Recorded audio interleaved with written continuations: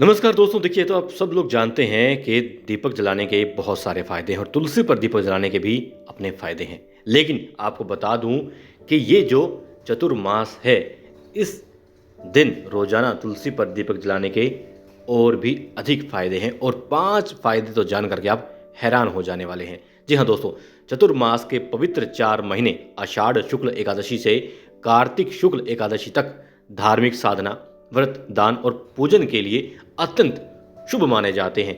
इस दौरान तुलसी माता की पूजा और उनके समक्ष प्रतिदिन दीपक जलाना न केवल भगवान विष्णु को प्रसन्न करता है, बल्कि घर में नकारात्मक जो ऊर्जा होती है उसको भी नष्ट करता है, आर्थिक संकट, रोग, शोक को भी दूर करता है। तो इसलिए अब मैं आपको बताने वाला हूँ उन 5 अद्भुत लाभों के बारे में। लेकिन उससे पहले चतुर्मास की अवधि में भगवान विष्णु की पूजा का खास महत्व दोस्तों शास्त्रों में बताया गया है। दरअसल 4 महीने की इस अवधि में भगवान विष्णु शयन की मुद्रा में होते हैं। इन 4 महीनों में भगवान विष्णु की पूजा करने से आपको उनकी कृपा का विशेष लाभ मिलता है और तुलसी को विष्णु प्रिय माना गया है। चतुर्मास में तुलसी की पूजा करना भगवान विष्णु को प्रसन्न करने का प्रभावशाली माध्यम माना गया है। देवशयनी एकादशी से चतुर्मास का आरंभ हो चुका है और यह अवधि कार्तिक मास की देव उठनी एकादशी पर समाप्त होगा। 4 महीने की इस अवधि में तुलसी की सेवा करने से भगवान विष्णु प्रसन्न होते हैं। तो आपको बताता हूँ वो 5 फायदे जो आप प्राप्त कर सकते हैं तुलसी पर दीपक जलाने से। एक तो ये कि भगवान विष्णु और लक्ष्मी की कृपा प्राप्त होती है। जी हाँ दोस्तों, तुलसी माता भगवान विष्णु की प्राण प्रिया है और चतुर्मास में तुलसी के समक्ष घी का, तिल के तेल का या जो भी आपके पास में उपलब्ध हो, सच्चे मन से बस उस घी का दीपक जलाना विष्णु और लक्ष्मी दोनों की कृपा प्राप्त करने का माध्यम बनता है। यह उपाय कष्ट, गरीबी, कलेश को दूर कर सुख, समृद्धि और ऐश्वर्य के द्वार खोलता है। दूसरा लाभ दोस्तों ये है कि घर में सकारात्मक ऊर्जा और शांति का संचार होता है। तुलसी स्वयं में एक ऊर्जावान वायु वृक्ष है और जब उनके दीपक, जी हाँ, उनके पास में दीपक को जलाया जाता है तो वह घर की नकारात्मकता, कलेश, कलह, मानसिक अशांति को दूर करता है। यह वातावरण को सात्विक और देव पूजन योग्य बनाता है, जिससे घर में शांति, मधुरता, पारिवारिक मेलजोल बढ़ता है, आपसी घनिष्ठता बढ़ती है।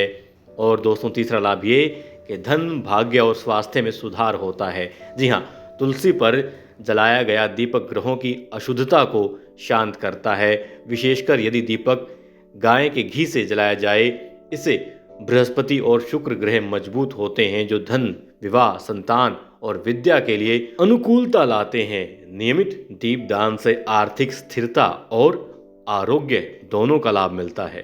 और दोस्तों चौथा लाभ जिसके लिए आज भी बहुत सारे लोग दर दर भटक रहे हैं, जी हाँ, वो है आत्मशुद्धि और आध्यात्मिक जागरण इससे होता है। चतुर्मास आत्मिक साधना का काल है। तुलसी पर दीपक जलाने से व्यक्ति का मन भक्ति और ध्यान में रमता है। यह चिंतन, मनन और आत्मशुद्धि में सहायक होता है। इससे साधक को एकाग्रता, मानसिक संतुलन और आध्यात्मिक प्रगति प्राप्त होती है। और दोस्तों पांचवा लाभ वो जिसके लिए लोग ना जाने कहाँ कहाँ भटकते हैं, क्या क्या करते हैं, कितने टूने टोटकों में पड़ जाते हैं। जी हाँ, मैं बात कर रहा हूँ पितृदोष, बृहस्पति दोष और तमाम रोग दोषों का शयन इससे होता है। जी हाँ, जिन लोगों की कुंडली में पितृदोष, गुरु दोष या बार बार बीमारियों की स्थितियां बनी रहती हैं, उनके लिए चतुर्मास में तुलसी के सामने दीपक जलाना एक शक्तिशाली ज्योतिषीय उपाय है। यह पूर्वजों की कृपा पाने का मार्ग है और साथ ही परिवार की पीढ़ियों को शांति देता है। अब दोस्तों दीपक आपने जला लिया, क्या क्या लाभ हैं आपने जान लिया, साथ ही अब ये भी जान लें कि क्या क्या नहीं करना है या फिर कैसे करना है ये सब। जी हाँ, तुलसी पर दीपक जलाने के लिए कुछ बातों का ध्यान भी रखिए और वो ये है कि तुलसी के पास सायंकाल में दीपक जलाएं, सुबह में नहीं। सुबह सिर्फ जल ही अर्पित करें। और यदि आपको गाय का घी मिल पाए और तो उससे आप दिया जलाएं तो बहुत ही शुभ है। अन्यथा आप जो भी घी या तेल इस्तेमाल कर पाते हैं उससे भी वातावरण शुद्ध होता है और आपको फल की प्राप्ति होती है।